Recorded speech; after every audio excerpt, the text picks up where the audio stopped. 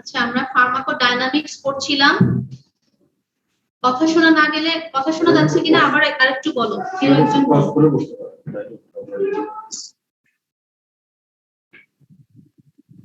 শোনা যাচ্ছে ma'am. Pharmacodynamics পড়ছিলাম।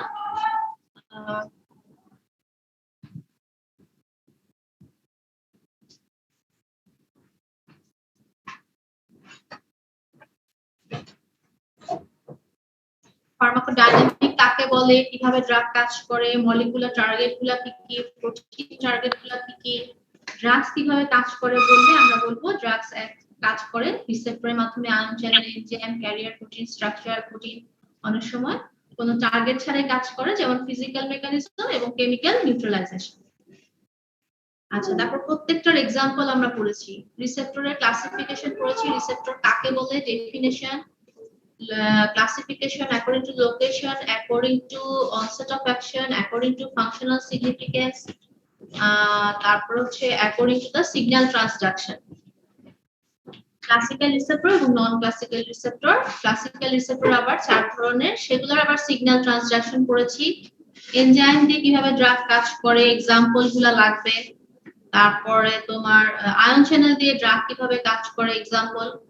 তারপরে structure protein, Mallick target protein, এগুলা কি অ্যাগনিস্ট, অ্যান্টাগনিস্ট, পার্শিয়াল অ্যাগনিস্ট এবং ইনভার্স অ্যাগনিস্ট সম্পর্কে ক্লিয়ার কনসেপশন আছে কিনা, এটা পরীক্ষার সময় যাচাই বাছাই করা হয়।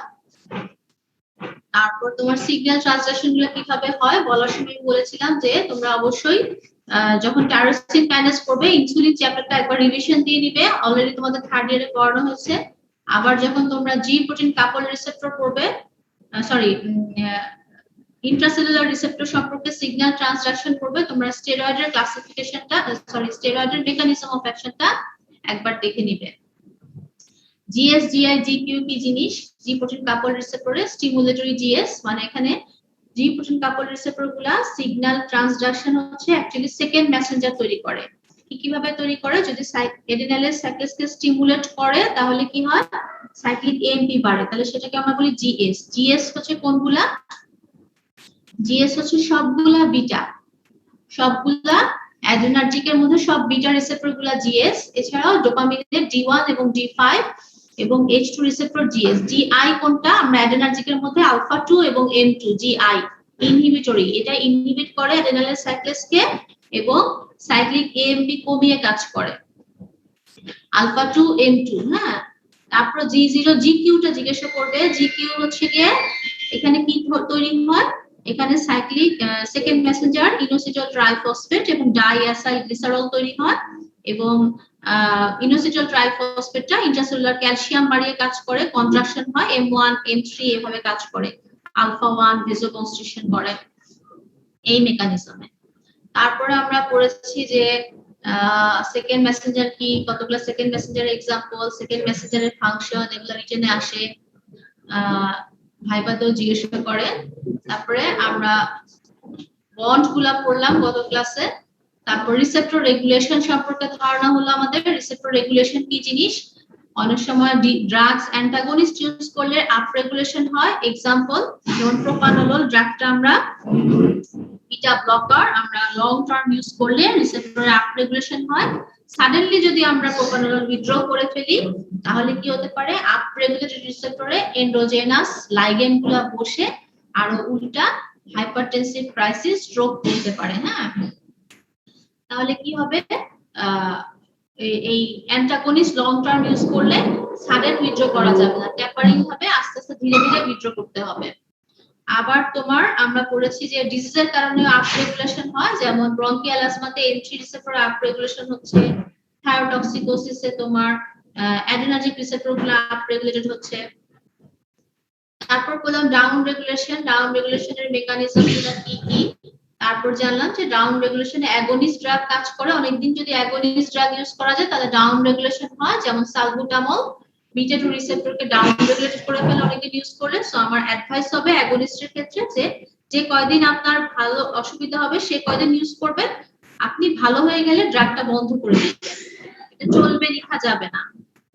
এছাড়াও ডিজিজের কারণে রিসেপ্টর ডাউন রেগুলেশন হয়, যেমন গ্লুকোমাতে M3 মায়াস্থেনিয়া গ্রাভিসে নিকোটিনিক এই রিসেপ্টর ডাউন রেগুলেশন, তারপর বললাম gradation, graded dose response relationship curve, হ্যাঁ, কোয়ান্টাল ডোজ রেসপন্স রিলেশনশিপ কার্ভ কি জিনিস, কি কি ইনফরমেশন পাই আমরা এই দুইটা কার্ভ থেকে।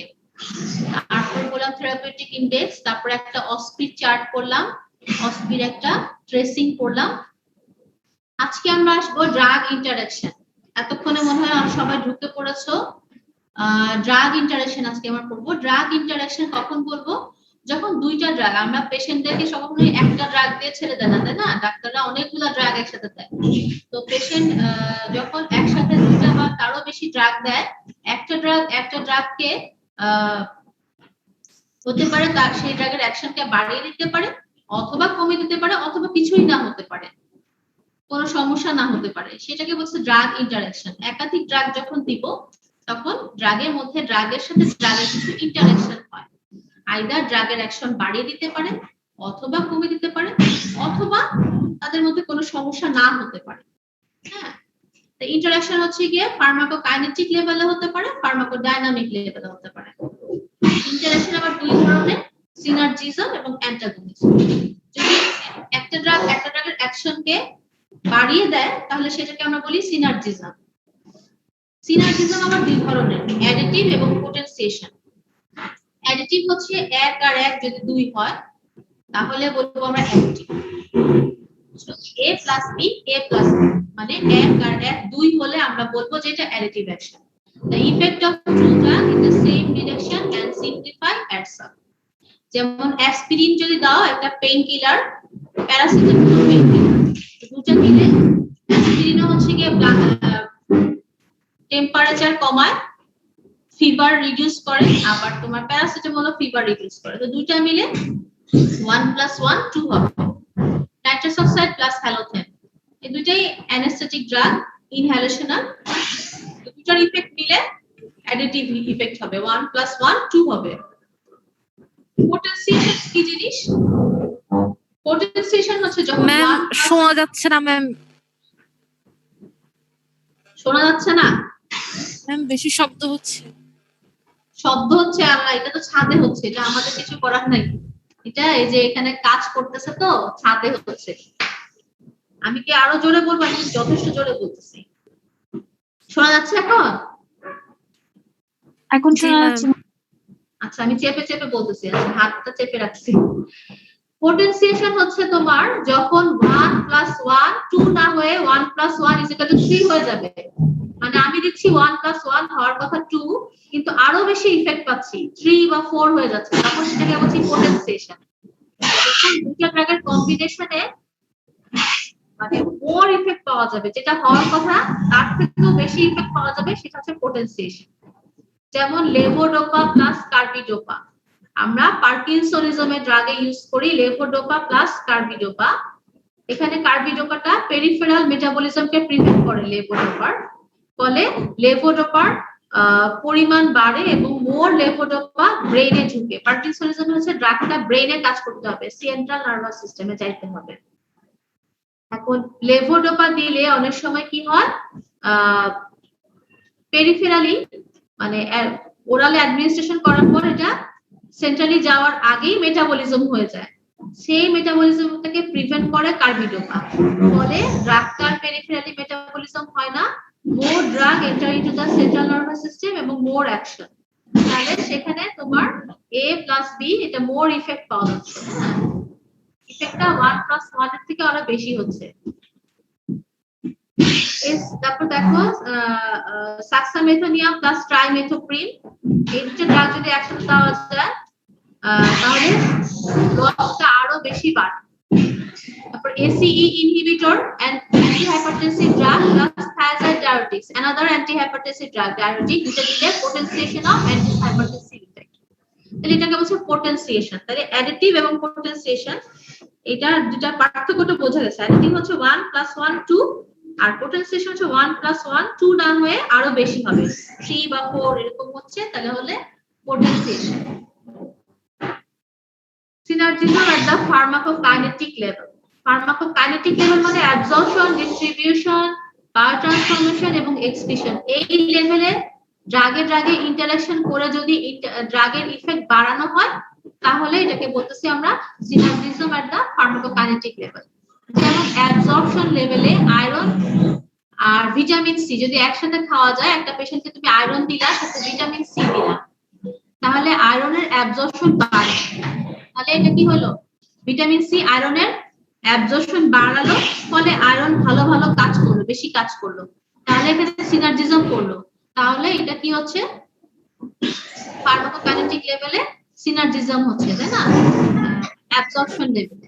তারপর আসো ডিস্ট্রিবিউশন লেভেলে। ডিস্ট্রিবিউশন লেভেলে কি হচ্ছে, অলরেডি তোমরা পড়ছো যে অ্যাসপিরিন এবং ওয়ারফেরিন দুইটা একসাথে দিলে কি হতে পারে, যে প্লাজমা প্রোটিন বাইন্ডিং, দুইটাই প্লাজমা প্রোটিন বাইন্ডিং অ্যাফিনিটি অনেক বেশি।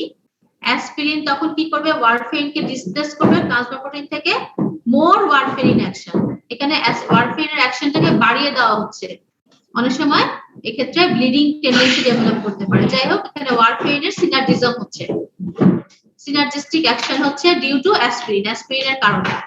এটাও ডিস্ট্রিবিউশন লেভেলে, ফার্মাকোকাইনেটিক লেভেলে আমার সিনার্জিজম। সেম বায়োট্রান্সফরমেশন লেভেলে আমরা এনজাইম ইন্ডাকশন, এনজাইম ইনহিবিশন করেছি। তো সিমিটিডিন ড্রাগটা হচ্ছে এনজাইম ইনহিবিটিং ড্রাগ। সিমিটিডিন অবশ্য এখন ইউজ করা হয় না, এটা গ্যাস্ট্রিক অ্যাসিডিটির জন্য আগে ইউজ করা হতো, এখন এটা ব্যান্ড হয়ে গেছে বাজার থেকে সিমিটিডিন, ডিউ টু দুইটা কারণে। একটা হচ্ছে এটা গাইনোকোমেশিয়া করে, আরেকটা হচ্ছে ড্রাগ ইন্টারঅ্যাকশন করে যা এনজাইমকে ইনহিবিট করে, হেপাটিক মাইক্রোজোমাল এনজাইম ইনহিবিটর। তোমরা তো পড়েছিলাম আগে এনজাইম ইনডিউসার, এনজাইম ইনহিবিশন, এখান থেকে বলছি যেটা এনজাইম ইনহিবিটিং ড্রাগ। ফলে ওয়ারফেরিনের মেটাবলিজম এনজাইম দিয়ে যেটা হওয়ার কথা, যেহেতু এনজাইমটাকে ইনহিবিট করে ফেলতেছে সিমিটিডিন, ফলে ওয়ারফেরিনের মেটাবলিজম হচ্ছে না, inhibit the metabolism of warfarin, ফলে increases the action of warfarin. ফলে অনেক সময় ওয়ারফেরিনের সিনার্জিস্টিক অ্যাকশন হতে পারে, may lead to bleeding tendency.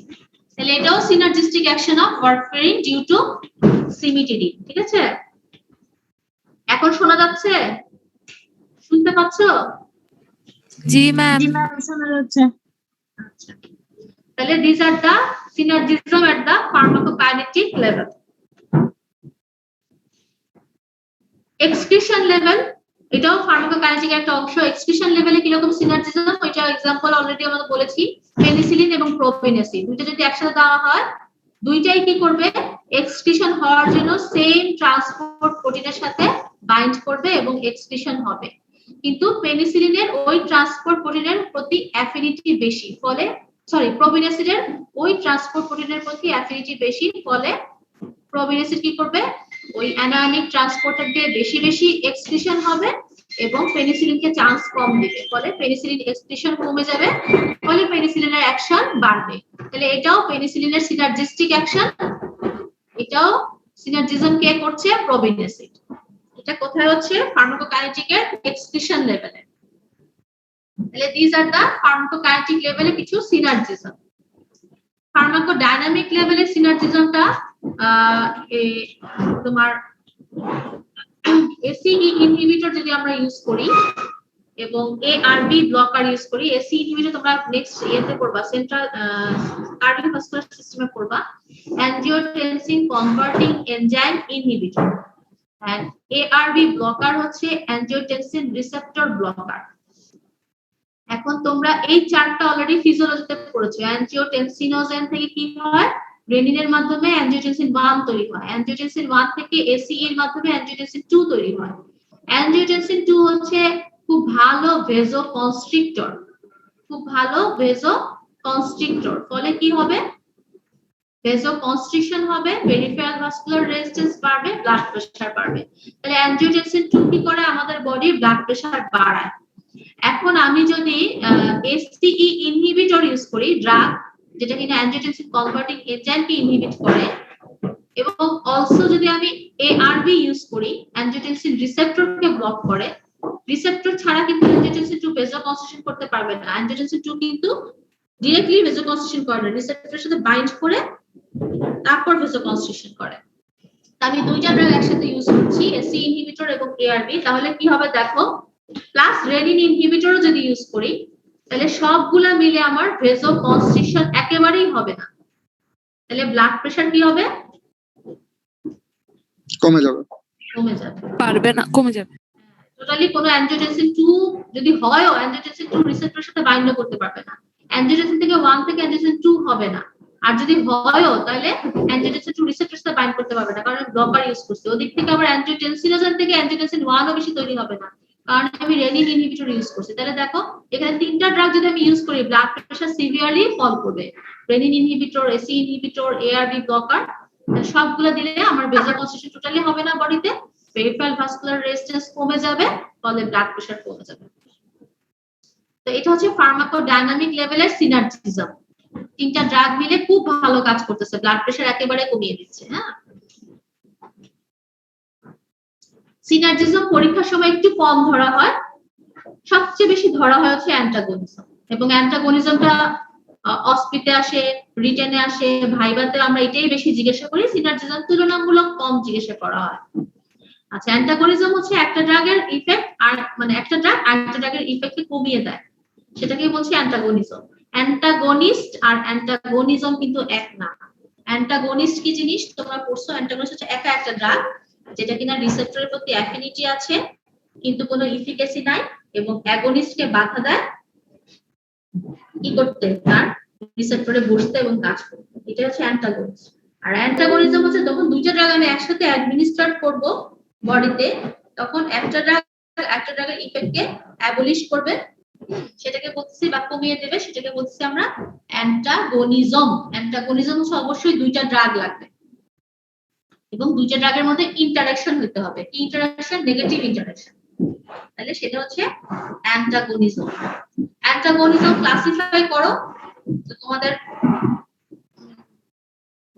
Classification তোমরা রিসেপ্টর মেডিটেটটাই বেশি বলবা। আমি নন রিসেপ্টর মেডিটেট একটা আছে, যেমন ফিজিক্যাল অ্যান্টাগনিজম, কেমিক্যাল অ্যান্টাগনিজম। আর তোমাদের যেটা ইম্পর্টেন্ট ক্লাসিফিকেশন বললে এত ডিটেইল না বলে তোমরা রিসেপ্টর মেডিটেট বললেই হবে। তাহলে রিসেপ্টর মেডিটের মধ্যে কি কি আছে? অ্যাকচুয়ালি প্রধান দুই প্রকার, ফিজিওলজিক্যাল এবং ফার্মাকোলজিক্যাল। ফাংশনাল অ্যান্টাগনিজমটা ফিজিওলজিক্যালিটি একটা পার্ট। তোমরা বলতে পারো যে ফিজিওলজিক্যাল অ্যান্টাগনিজম এবং ফার্মাকোলজিক্যাল অ্যান্টাগনিজম। ফার্মাকোলজিক্যাল অ্যান্টাগনিজম আবার দুই ধরনের, কম্পিটিটিভ, নন কম্পিটিটিভ। কম্পিটিটিভ আবার দুই ধরনের, রিভার্সিবল, ইরিভার্সিবল। আমরা এভাবে এখন আগাচ্ছি। একটু লিখে রাখো বা চার্ট করে ফেলো যে অ্যাকচুয়ালি ক্লাসিফিকেশন অফ অ্যান্টাগনিজম হচ্ছে দুই ধরনের, ফিজিওলজিক্যাল আর ফার্মাকোলজিক্যাল। ফিজিওলজিক্যাল এর মধ্যে ফাংশনাল হচ্ছে ফিজিওলজিক্যাল একটা অংশ, ওয়ান টাইপ, ঠিক আছে?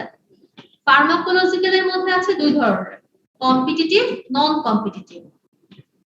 কম্পিটিটিভ এর মধ্যে আবার দুই ধরনের, রিভার্সিবল, ইরিভার্সিবল। এটা চার্ট করে ফেলো সবাই। নেক্সট আসো যে ফিজিক্যাল অ্যান্টাগনিজম, যেটা রিসেপ্টর ছাড়া। এটা একটু বলে ফেলি। ফিজিক্যাল অ্যান্টাগনিজম হচ্ছে দুইটা ড্রাগ দিলাম, দুইটা ড্রাগের মধ্যে একটা ড্রাগের অ্যাকশনকে অ্যাবলিশ করবে কিন্তু কোনো রিসেপ্টরের উপর কাজ করা ছাড়াই, কোনো রিসেপ্টর লাগবে না, ঠিক আছে? সেটা হচ্ছে ফিজিক্যাল অ্যান্টাগনিজম। যেমন কেউ যদি অ্যালকালয়েড বেশি খেয়ে ফেলে, অ্যালকালয়েড ড্রাগগুলা, তাহলে তাকে যদি চারকোল দেওয়া যায় তাহলে কি হবে? চারকোল কি করবে? অ্যাডসর্ব অ্যালকালয়েড। অ্যাডসর্ব মানে কি? অ্যাবজর্ব না, কিন্তু অ্যাডসর্ব, এডি, অ্যাডসর্ব মানে হচ্ছে লেগে যাবে। চারকোলের গায়ে অ্যালকালয়েড লেগে যাবে, ফলে চারকোল হচ্ছে হজম হয় না, অ্যাবজর্পশন হয় না, এটা এক্সক্রিশন হয়ে যায় বডি থেকে। সেই অ্যালকালয়েডটাকে নিয়ে সে বডি থেকে এক্সক্রিশন হয়ে যাবে, ফলে অ্যালকালয়েডের অ্যাবজর্পশনটা প্রিভেন্ট হবে এবং অ্যালকালয়েড পয়জনিং এটা হেল্পফুল হবে। কেউ যদি কোনো ড্রাগ অ্যালকালয়েড খেয়ে ফেলে, আমরা যদি তাকে চারকোল খাওয়ায় দেই, তাহলে অ্যালকালয়েডটার অ্যাবজর্পশন হবে না, অ্যালকালয়েডটা চারকোলের সাথে অ্যাডসর্ব হয়ে বের হয়ে যাবে, ঠিক আছে? বোঝা গেল? অ্যাডসর্ব হচ্ছে লেগে যাওয়া, গায়ের সাথে গায়ে লেগে যাওয়া।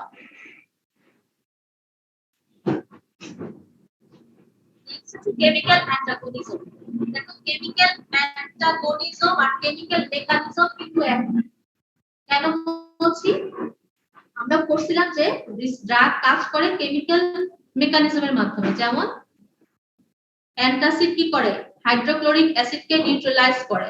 তাহলে অ্যান্টাসিড এই মেকানিজমে কাজ করে। কেমিক্যাল নিউট্রালাইজেশন, এখানে কোনো রিসেপ্টর লাগে না, এনজাইম লাগে না, আয়ন চ্যানেল লাগে না, স্ট্রাকচারাল প্রোটিন লাগে না, ক্যারিয়ার প্রোটিন লাগে না, কিছু লাগে না। তাহলে এখানে সরাসরি কেমিক্যাল নিউট্রালাইজেশনের মাধ্যমে কাজ করছে। তাহলে এখানে কিন্তু দুইটা ড্রাগ না, শুধু অ্যান্টাসিড একাই একটা ড্রাগ, আর হাইড্রোক্লোরিক অ্যাসিড হচ্ছে আমাদের বডির অ্যাসিড। তাহলে এই ক্ষেত্রে এটা কিন্তু অ্যান্টাগনিজম, এটা হচ্ছে তোমার mechanism of action of antacid. Antagonism হচ্ছে যখন দুইটা ড্রাগ দিব, ধরো হেপারিন দিলাম, হেপারিন ওভারডোজ হলো, তাহলে আমি এইটাকে অ্যান্টিডট, হেপারিনটাকে আমি অ্যান্টাগনাইজ করার জন্য আমি প্রোটামিন দিচ্ছি, ফলে প্রোটামিন এবং হেপারিনের মধ্যে কেমিক্যাল নিউট্রালাইজেশন হচ্ছে, ফলে হেপারিন বিকাম ইনঅ্যাক্টিভ। তাহলে সেটাকে বলতেছি আমি কেমিক্যাল অ্যান্টাগনিজম। তাহলে কেমিক্যাল মেকানিজমে তোমার অ্যান্টাসিডও আসবে, হেপারিন প্রোটামিনও আসবে, কিন্তু কেমিক্যাল অ্যান্টাগনিজমে শুধু হেপারিন আর প্রোটামিন দুইটা ড্রাগের কথা আসতে হবে। অ্যান্টাগনিজম মানে সেখানে দুইটা ড্রাগ প্রেজেন্ট থাকতে হবে, না আদারওয়াইজ এটা অ্যান্টাগনিজম হবে না। বোঝা গেল? ম্যাম একটু আরেকবার বলেন।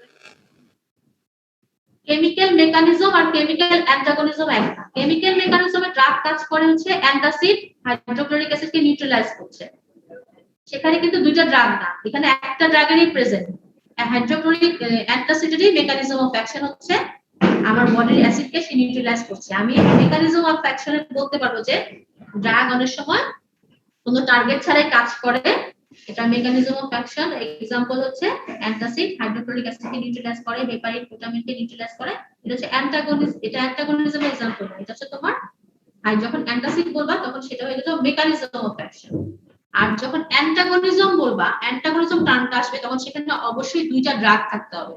তাহলে এখানে যেমন হেপারিন এবং প্রোটামিন, এটা তুমি মেকানিজমও বলতে পারো ড্রাগের, অথবা তুমি অ্যান্টাগনিজম বলতে পারো হেপারিন এবং প্রোটামিন। অ্যান্টাগনিজম কেন বলবা? কারণ দুইটা ড্রাগ প্রেজেন্ট, হেপারিন এবং প্রোটামিন। হেপারিন যখন বেশি পরিমাণ দিয়ে দাও, প্রোটামিন দিলে দুইটা হেপারিনকে নিউট্রালাইজ করবে প্রোটামিন, একটা পজিটিভ চার্জ একটা নেগেটিভ চার্জ, দুইটা মিলে রিঅ্যাকশন হয়ে কেমিক্যাল নিউট্রালাইজেশন হবে হেপারিনের, ফলে হেপারিনের অ্যাক্টিভিটি কমে যাবে।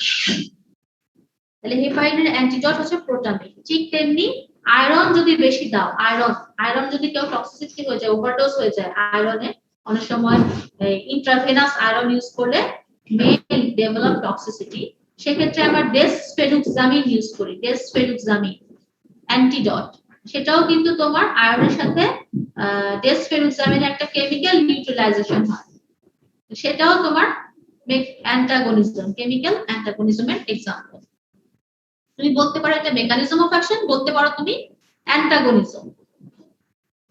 কিন্তু অ্যান্টাসিডের ক্ষেত্রে তুমি এটা শুধুই মাত্র বলবা যে অ্যান্টাসিডের মেকানিজম অফ অ্যাকশন, এখানে কিন্তু কোনো অ্যান্টাগনিজম হচ্ছে না, কারণ এখানে দুইটা ড্রাগ নাই। অ্যান্টাসিডের ক্ষেত্রে মাত্র অ্যান্টাসিড একাই ড্রাগ, আর ওইটা হচ্ছে অ্যাসিড হাইড্রোক্লোরিক অ্যাসিড। এবার বোঝা গেল? Yes ma'am. সবাই ইয়েস ম্যাম একসাথে বলে না, কে বুঝলো আর কে বুঝলো না বোঝা যায় না।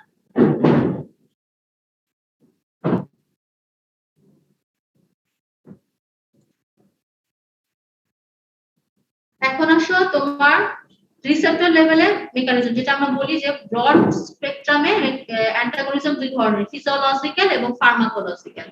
ফার্মাকোলজিক্যাল আবার দুই ধরনের, কম্পিটিটিভ, নন কম্পিটিটিভ। কম্পিটিটিভ আবার দুই ধরনের, রিভার্সিবল এবং ইরিভার্সিবল। ঠিক আছে? এখন আসো ফিজিওলজিক্যাল অ্যান্টাগনিজম বলতে কি বুঝো? ফিজিওলজিক্যাল অ্যান্টাগনিজম হচ্ছে দুইটা ড্রাগ থাকবে এবং দুইটা আলাদা আলাদা রিসেপ্টর থাকবে। একটা ড্রাগ একটা রিসেপ্টরকে বসে যে কাজ করবে, অন্য ড্রাগ অন্য রিসেপ্টরকে বসে তার অপোজিট কাজটা করবে, সেটাই হচ্ছে ফিজিওলজিক্যাল অ্যান্টাগনিজম।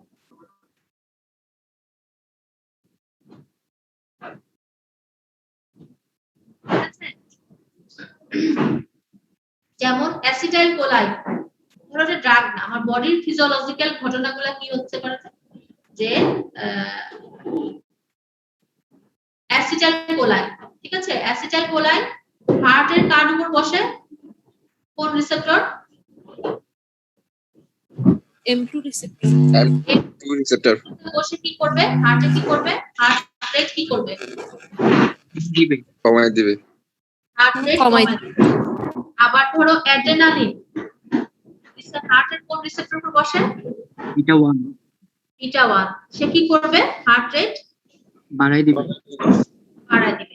তাহলে দেখো একটা হার্ট রেট, একটা ড্রাগ বা একটা একটা লাইগেন্ডই বলি, একটা লাইগেন্ড একটা রিসেপ্টরের উপর বসে একটা কাজ করতেছে, ঠিক অপোজিট কাজ করতেছে আরেকটা লাইগেন্ড আরেকটা রিসেপ্টরের উপর বসে, একটা হার্ট রেট কমায় দিচ্ছে তো আরেকটা হার্ট রেট বাড়ায় দিচ্ছে।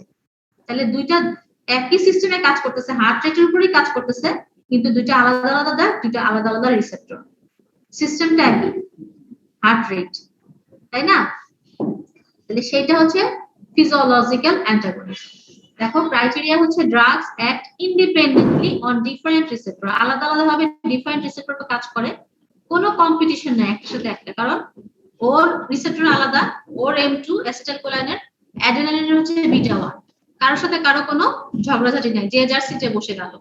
তাহলে no competition of the drug to reach the site of receptor, এবং অলওয়েজ ফিজিওলজিক্যাল হচ্ছে অলওয়েজ নন কম্পিটিটিভ, কোনো কম্পিটিশন হবে না। তারপরে এক্সাম্পল দেখো,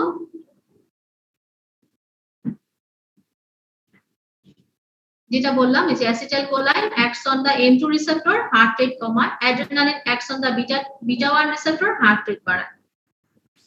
ইনসুলিন কি করে? ব্লাড গ্লুকোজ লেভেল কমায়, গ্লুকাগন হচ্ছে আলাদা রিসেপ্টর উপর বসে ব্লাড গ্লুকোজ লেভেল বাড়ায়। হিস্টামিন ইজ ইম্পর্টেন্ট,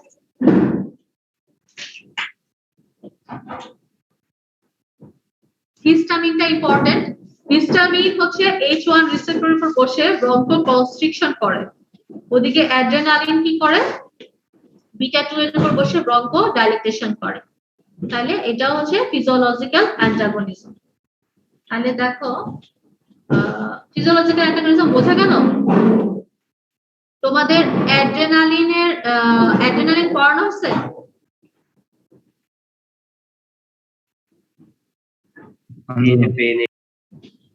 মানে অ্যাড্রেনালিন সিস্টেমে আসা হয়েছে? ম্যাডাম আসছে? জি ম্যাম আসছে। Yes, ma'am. বিটা ব্লকার শেষ হয়েছে না? সরি, এই ব্লকারটা কোনো পড়ানো, মানে অ্যাড্রেনালিন নরঅ্যাড্রেনালিন আসছে। তাহলে অ্যাড্রেনালিনের জি। তুমি ইন্ডিকেশন কি পড়ছো? ইন্ডিকেশন কোন শকে ইউজ করা হয়? ইন্ডিকেশন বলা হয়েছে? অ্যাজমাতে ইউজ করা হয় এটা বলছি। হ্যাঁ, আর কোথায় ইউজ করা হয়? কোন শক? অ্যানাফাইলেকটিক শকে অ্যাড্রেনালিন ইউজ করা হয়। অ্যানাফাইলেকটিক শকে ভেরি ভেরি ইম্পর্টেন্ট, এটা জিজ্ঞেস করে পরীক্ষার সময় যে কোন ধরনের কোথায় ইউজ করা হয়, প্রথম কথা বলো, তাহলে অ্যানাফাইলেকটিক শকে ইউজ করা হয়। অ্যানাফাইলেকটিক শক হচ্ছে তোমার type 1 hyper sensitivity reaction. Type 1 hyper sensitivity reaction, এখানে কি হয়? ধরো এখানে ড্রাগ দিয়ে হতে পারে, অন্য কোনো কারণে হতে পারে, কোনো মৌমাছি কামড় দিলে হতে পারে, ইনসেক্ট পয়জনিং থেকে হতে পারে। আচ্ছা আমি ড্রাগ দিয়েই বলি, পেনিসিলিন ধরো দিলা, পেনিসিলিন অনেক সময় আমাদের বডিতে অ্যানাফাইলেকটিক রিঅ্যাকশন করে। অ্যানাফাইলেকটিক রিঅ্যাকশনে কি হয় জানো? অ্যানাফাইলেকটিক রিঅ্যাকশনে শ্বাসকষ্ট হয়, তারপর হচ্ছে ব্লাড প্রেশার, যেহেতু শক মানে হচ্ছে ব্লাড প্রেশার কমে যেয়ে পেশেন্ট মরে যাবে, ঠিক আছে, একেবারে জিরো হয়ে যাবে ব্লাড প্রেশার। তারপরে এবং ব্রঙ্কো কনস্ট্রিকশন হবে। তো অ্যানাফাইলেকটিক শকে কি হয়? আসলে হিস্টামিন রিলিজ হয়, আমাদের বডিতে প্রচুর হিস্টামিন, সেই হিস্টামিন রিলিজ হয়, অ্যালার্জিক রিঅ্যাকশন, প্রচন্ড হিস্টামিন রিলিজ হয়। সেই হিস্টামিন কি করে? হিস্টামিন হচ্ছে H1 রিসেপ্টরের সাথে বাইন্ড করে। H1 ব্রঙ্কাসেও আছে, H1 ব্লাড ভেসেলসেও আছে, ঠিক আছে? ব্রঙ্কাসে H1 হিস্টামিন রিসেপ্টরের সাথে, হিস্টামিন H1 এর সাথে বাইন্ড করে ব্রঙ্কো কনস্ট্রিকশন করে, তখন সিভিয়ার শ্বাসকষ্ট হয়। আবার হিস্টামিন যখন রিলিজ হয়, সেই হিস্টামিন ব্লাড ভেসেলসের H1 এর সাথে বাইন্ড করে ব্লাড প্রেশার ব্রঙ্কো ভেসো ডাইলেটেশন করে প্রচন্ড রকমের ব্লাড প্রেশার কমিয়ে দেয়, পেশেন্ট শকে চলে যায়। তখন আমার ম্যানেজমেন্ট হিসেবে আমি অ্যাড্রেনালিন দিই। অ্যাড্রেনালিন দিলে কি হবে? অ্যাড্রেনালিন কি করবে? তোমার ব্রঙ্কাসে ব্রঙ্কো কনস্ট্রিকশন ছিল H1 দিয়ে, এখন অ্যাড্রেনালিন বিটা 2 এর সাথে বাইন্ড করে ব্রঙ্কো ডাইলেটেশন করবে। অ্যাড্রেনালিন ব্লাড ভেসেলসের আলফা 1 এর সাথে বাইন্ড করে ভেসো কনস্ট্রিকশন করবে, ফলে কি হবে? Blood pressure, peripheral vascular resistance বাড়বে, ব্লাড প্রেশার বাড়বে। দেখো হিস্টামিনের অ্যাকশনকে সে কি করলো? অ্যান্টাগনাইজ করলো, কিভাবে করলো? আলাদা আলাদা রিসেপ্টরের সাথে বসে। তাহলে এটাকে বলছি আমরা physiological antagonism. Clear? Is it clear to everyone? Yes, ma'am. Everyone বলছি কিন্তু, হ্যাঁ, তাহলে সবাই কিন্তু খেয়াল করো, যদি ক্লিয়ার না হয় এটা কিন্তু খুবই ইম্পর্টেন্ট। এটা বিভিন্ন ভাবে পরীক্ষার সময় জিজ্ঞাসা করে। অ্যান্টাগনিজম থেকে পরীক্ষা জিজ্ঞাসা করবে, তোমার অ্যাড্রেনালিন চ্যাপ্টার থেকে পরীক্ষা জিজ্ঞাসা করবে, তোমার পেনিসিলিন চ্যাপ্টার থেকে এটাও জিজ্ঞাসা করবে। এটা বিভিন্ন ভাবে পরীক্ষায় আসবে যে অ্যাড্রেনালিন দিব অ্যানাফাইলেকটিক সঙ্গে অ্যাড্রেনালিনের রোল কি। তাহলে অ্যাড্রেনালিনের রোল হচ্ছে তোমার হিস্টামিন কি করে, H1 এর সাথে বাইন্ড করে ব্রঙ্কো কনস্ট্রিকশন করে, হিস্টামিন H1 এর সাথে বাইন্ড করে ভেসো ডাইলেটেশন করে ব্লাড প্রেশার কমায়। আমার এখন ব্রঙ্কাসকে ডাইলেট করতে হবে আর ভেসেলসকে কনস্ট্রিক্ট করতে হবে। তাহলে ব্রঙ্কাসকে ডাইলেট করতে হবে এট এ টাইম, আমার ভেসেলকে কনস্ট্রিক্ট করতে হবে, ড্রাগ আছে আমার অ্যাড্রেনালিন। অ্যাড্রেনালিন দিলে সে ভেসেলসের আলফা 1 এর সাথে বাইন্ড করে ভেসো কনস্ট্রিকশন করে আর ব্লাড প্রেশার বাড়ে, ওদিকে সে বিটা 2 এর সাথে বাইন্ড করে ব্রঙ্কো ডাইলেটেশন করে, ফলে আমার শ্বাসকষ্ট রিলিফ হয়। তাহলে একই ভাবে সে দুই ভাবে কাজ করতেছে এবং দুইটাই কি করতেছে, হিস্টামিনের অ্যাকশনকে অ্যান্টাগনাইজ করতেছে এবং আলাদা আলাদা রিসেপ্টর। হিস্টামিন হচ্ছে H1 আর এটা হচ্ছে আলফা এবং বিটা, তাহলে আলাদা আলাদা রিসেপ্টর। সো এখানে হচ্ছে তোমার ফিজিওলজিক্যাল অ্যান্টাগনিজম কাজ করতেছে। ঠিক আছে, তাহলে এখান থেকে তিনটা প্রশ্ন উত্তর পাইলাম আমি। একটা হচ্ছে পেনিসিলিনের অ্যানাফাইলেকটিক শক হলে ট্রিটমেন্ট কি দিব, অ্যাড্রেনালিন দিব, অ্যাড্রেনালিনের রোল কি, এইটা। এখানে কি ধরনের অ্যান্টাগনিজম হয়, ফিজিওলজিক্যাল অ্যান্টাগনিজম হয়। কিভাবে বুঝায় বলো, তুমি বুঝায় বলবা, যদি আলাদা আলাদা রিসেপ্টর আলাদা আলাদা ফাংশন করতেছে, তাই না? হিস্টামিন ব্রঙ্কো কনস্ট্রিকশন করতেছে H1 এর উপর বসে, অ্যাড্রেনালিন ব্রঙ্কো ডাইলেটেশন করতেছে বিটা 2 এর উপর বসে, তাহলে আলাদা আলাদা রিসেপ্টর একটা একটাকে অ্যান্টাগনাইজ করছে। Clear? Is it clear to everyone? এটা ক্লিয়ার Yes, না ma'am. হলে আমি আর আগাবো না। Yes, ma'am. ফিজিওলজিক্যাল অ্যান্টাগনিজম আমি বললাম যে ফাংশনাল অ্যান্টাগনিজম কি জিনিস, it is a part of physiological antagonism. ঠিক আছে, it is a part of physiological antagonism. যখন আমি এই ফিজিওলজিক্যাল অ্যান্টাগনিজম, যেমন অ্যাসিটাইলকোলাইন অ্যাড্রেনালিন দুইটাই আমার এন্ডোজেনাস, তাই না, বডিতেই আছে, ফিজিওলজিক্যালি কাজ করতেছে। কিন্তু হিস্টামিন আর অ্যাড্রেনালিনের ক্ষেত্রে আমি কি করছি, হিস্টামিন আমার বডিতেই আছে, বডির হিস্টামিনে এই ঘটনা ঘটেছে, অ্যানাফাইলেকটিক শক ঘটেছে, এখন আমি বাইরে থেকে ড্রাগ অ্যাড্রেনালিন দিচ্ছি। এই যে বাইরে থেকে যে ড্রাগ দিলাম, তখন এটা হয়ে গেল ফাংশনাল অ্যান্টাগনিজম। এটা ফিজিওলজিক্যাল অ্যান্টাগনিজমের part, but it is functional. কেন? আমি ড্রাগ দিচ্ছি বাইরে থেকে, এটা এন্ডোজেনাস কিছু না। তাহলে এটাই হচ্ছে ফাংশনাল। আর এই যে প্রথম 2 এবং 3 নাম্বারটা, এই দুটো হচ্ছে অ্যাকচুয়াল ফিজিওলজিক্যাল, অ্যাসিটাইলকোলাইন এবং অ্যাড্রেনালিনের। অ্যাসিটাইলকোলাইন M2 এর উপর বসে হার্ট রেট কমায়, অ্যাড্রেনালিন বিটা 1 এর উপর বসে হার্ট রেট বাড়ায়, দুইটাই আমার বডিতেই আছে, এন্ডোজেনাস। তাহলে এটা ফিজিওলজিক্যাল। গ্লুকাগন এবং ইনসুলিন দুইটাই আমার বডিতেই আছে, এন্ডোজেনাস, এটা ফিজিওলজিক্যাল অ্যান্টাগনিজম। কিন্তু দেখো এই হিস্টামিনের কাজটাকে অ্যান্টাগনাইজ করছে অ্যাড্রেনালিন দিয়ে, এটা হচ্ছে এক্সোজেনাস, অ্যাড্রেনালিন বাইরে থেকে আমি ড্রাগ দিচ্ছি, তাহলে এটা হয়ে গেল আমার ফাংশনাল অ্যান্টাগনিজম। ঠিক আছে, ফিজিওলজিক্যালি বলবা, কিন্তু আরেকটু স্পেসিফিক বলতে গেলে এটা ফাংশনাল অ্যান্টাগনিজম। ফিজিওলজিক্যাল বললেও এটা কিন্তু কাটা দিবে না, এটা ফিজিওলজিক্যালি আমরা বলবো। আরেকটু জিজ্ঞাসা করলে যেটা আসলে কি, এটা ফাংশনাল। ফিজিওলজিক্যাল একটু deeper part. Is it clear? Yes, ma'am. মিনমিন সরম ইয়েস ম্যাম বলছো। ফাংশনাল হচ্ছে সেম, শুধু বাইরে থেকে ড্রাগ দিলে যদি অপোজিট রিসেপ্টরের উপর কাজ করে, অন্য রিসেপ্টরের উপর কাজ করে, অ্যান্টাগনাইজ করে, বাইরে থেকে ড্রাগ দেই, তাহলে সেটা হয়ে যাবে ফাংশনাল। এখন আসো pharmacological antagonism, competitive, non competitive.